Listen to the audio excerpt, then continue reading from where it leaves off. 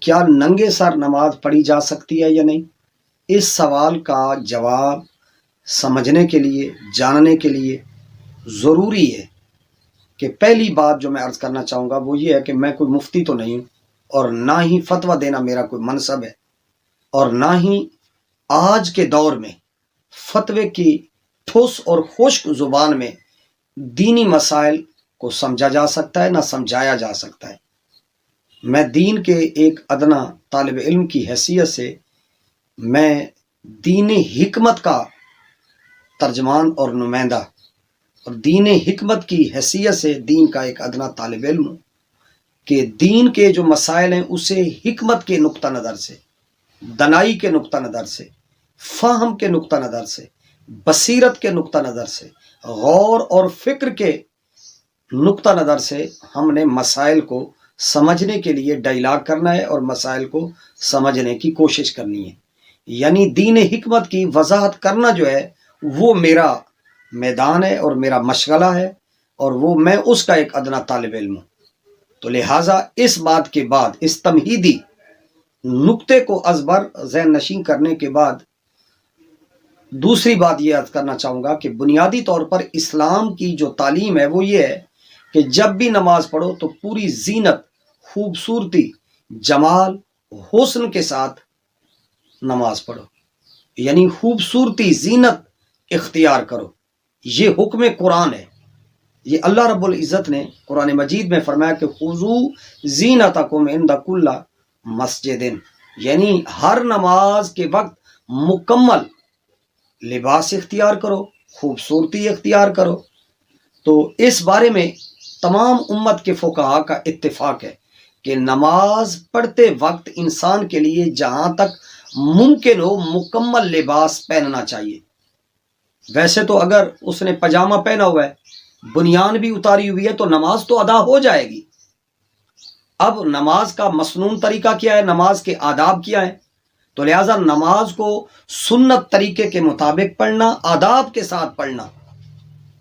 وہ نماز کو کامل کرتا ہے اور مکمل کرتا ہے۔ تو لہٰذا تہمت باندھ کر بھی اور بنیان اتار کر بھی نماز پڑھی جا سکتی ہے، یعنی نماز ہو جاتی ہے۔ نماز پڑھی جائے تو نماز ادا تو ہو جائے گی، لیکن ایسا کرنا یہ نماز کے آداب اور سنت کے خلاف ہے، روح سنت کی اسپرٹ کے خلاف ہے۔ تو لہٰذا نماز کا مکمل احترام اور ادب یہی ہے کہ نماز پڑھتے وقت مکمل لباس ہونا چاہیے۔ اور حضور سید عالم صلی اللہ علیہ وسلم کا طریقہ بھی یہی تھا کہ حضور سید عالم صلی اللہ علیہ وآلہ وسلم اپنا سر مبارک ڈھانپ کر نماز پڑھا کرتے تھے، خواہ وہ دستار سے حضور علیہ الصلوۃ والسلام سر ڈھانپتے یا ٹوپی کے ساتھ، یعنی نبی علیہ الصلوۃ والسلام کی ذات سے ننگے سر نماز پڑھنا دواماً، استمرارن، یہ ثابت نہیں ہے، اور یہ نبی علیہ الصلوۃ والسلام کا معمول کا عمل نہیں ہے کہ حضور سید عالم صلی اللہ علیہ وسلم کسی عذر کے باعث،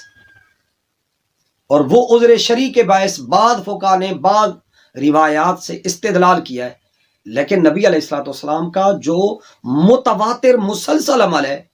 وہ سر مبارک کو ڈھانپ کر نماز پڑھنے کا عمل ہے۔ تو لہٰذا ننگے سر نماز پڑھنا یہ حضور علیہ الصلوۃ والسلام کی سنت نہیں ہے، نبی کریم صلی اللہ علیہ وسلم کا عمل نہیں ہے۔ اب یہاں ایک بات لائق توجہ ہے جو سمجھنے والی ہے، تیسری بات جو عرض کرنا چاہ رہا ہوں۔ ہمارے فقہا کیونکہ بہت ہی زیرک، دنا، فہم و فراست کے عامل تھے، انہوں نے اس مسئلے پر بحث کرتے ہوئے اور اس مسئلے کو بیان کرتے ہوئے عرف، عادات اور زمانے کی رعایت کا بھی لحاظ رکھا ہے کہ مختلف جو ممالک ہیں وہاں مکمل لباس میں کیا کیا چیزیں آتی ہیں اور کیا کیا چیزیں نہیں آتی۔ لہٰذا اب مختلف ممالک میں مکمل لباس میں سر کا ڈھانپنا عرف اور عادت میں شامل ہے یا نہیں ہے۔ تو یہ ایک لاجیکلی بات ہے جو سمجھنے والی بات ہے۔ بعض فقہا جو دنیا مغرب میں، یعنی مغربی ممالک میں، یورپ اور امریکہ میں، یعنی اسپین، پرتگال، مراکش، اندلس وغیرہ کے جو ہمارے فقہا ہیں، وہ کہتے ہیں کہ وہاں جو ہے نا، وہاں کا دنیا مغرب کے اندر، اسپین میں، پرتگال میں، مراکش میں، اندلس وغیرہ میں ابتدائی سے، آغاز سے ہی یہ رواج رہا ہے کہ وہ بزرگوں کے سامنے سر ڈھانپ کر نہیں جاتے تھے، یعنی سر کے اوپر ٹوپی رکھ کے یا دستار رکھ کے یا کپڑا رکھ کر وہ بڑی مجلس میں بزرگوں کے پاس نہیں جاتے تھے۔ قابل احترام اور بزرگوں کے پاس جانے کا ان کے ہاں ادب یہ تھا کہ ننگے سر جایا جائے۔ آج بھی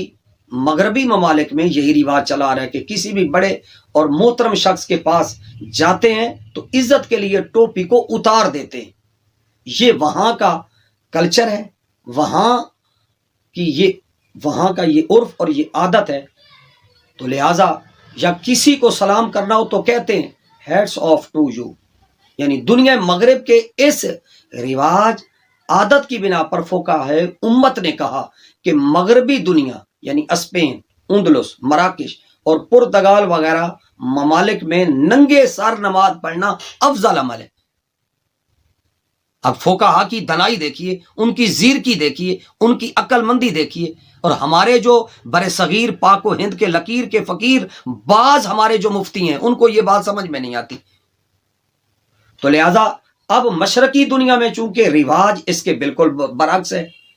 یہاں مردوں کے لیے سر ڈھانپنا، سر پر دستار رکھنا، ٹوپی رکھنا یہ ادب کے اندر شامل سمجھا جاتا ہے اور یہ لباس کا حصہ سمجھا جاتا ہے۔ اس لیے مشرقی ممالک میں حجاز مقدس بھی آتا ہے، مکہ و مدینہ بھی آتا ہے، اور مکہ و مدینہ میں نبی علیہ الصلوۃ والسلام کے عہد کے اندر وہاں کا یہ عرف اور عادت یہی تھی کہ وہاں وہ قابل احترام بزرگوں کو جب وہ ملنے کے لیے جاتے تھے تو سر ڈھانپ کر جاتے تھے۔ تو اس لیے مشرقی ممالک میں، جس میں بر صغیر بھی ہے، پاکستان بھی ہے، ہندوستان بھی ہے اور ہمارے عرب ممالک بھی ہیں، تو اس لیے یہاں سر ڈھانپنا جو ہے، سر ڈھانپ کر نماز پڑھنا جو ہے، فقہاء نے کہا یہاں افضل ہے اور یہ سنت عمل۔ تو لہٰذا یہ دنیا مغرب اور دنیا مشرق یعنی مشرقی ممالک اور مغربی ممالک میں یہ ایک فرق ہے جو عرف کی وجہ سے، عادت کی وجہ سے، رواج کے بدلنے کی وجہ سے واقع ہوا ہے۔ لہذا مشرقی دنیا کے جو فقہاء ہیں انہوں نے یہی لکھا ہے کہ یہاں سر ڈھانپ کر نماز پڑھنا افضل، اولا اور سنت ہے۔ لہذا بغیر کسی عذر شرعی کے کپڑا بھی موجود ہے، ٹوپی بھی موجود ہے، جس طرح بعض غیر مقلدین وہ ننگے سر نماز پڑھتے ہیں اور معمول بنا لیتے ہیں، یہ عمل جو ہے یہ مناسب عمل نہیں ہے، یہ سنت کی روح کے مطابق نہیں ہے۔ تو لہٰذا نئی نوجوان نسل کو دین کے قریب کرنا ہے، نہ کہ دین سے دور کرنا ہے۔ تو اگر کسی نوجوان نے کالج، یونیورسٹی یا کسی پڑھے لکھے نوجوان کو آپ نے دیکھا کہ وہ ننگے سر نماز پڑھ رہا ہے تو آپ نے فوراً جٹ اس پر فتویٰ لگا دیا، اس کو یہ کہنا شروع کر دیا تیری تو نماز ہی نہیں ہوئی۔ تو لہٰذا یہ چیزیں بھی اصلاح طلب ہے۔ مفتیان کو، مبلغین کو، علماء کو، ماشاءاللہ اب تو ہمارے سارے جو مبلغ ہیں اپنے ساتھ مفتی بھی لکھتے ہیں، ہر جو مولوی پیر طریقت بھی بنا ہوا ہے، رہبر شریعت بھی بنا ہوا ہے، مفتی اعظم بھی بنا ہوا ہے۔ تو لہٰذا ہر مفتی، ہر مولوی جو ہے جب اس طرح فتویٰ دے گا تو اس سے انارکی پھیلے گی اور اس سے فتنہ پیدا ہوگا، اس سے دین کے نوجوان قریب آنے کی بجائے دور ہوں گے۔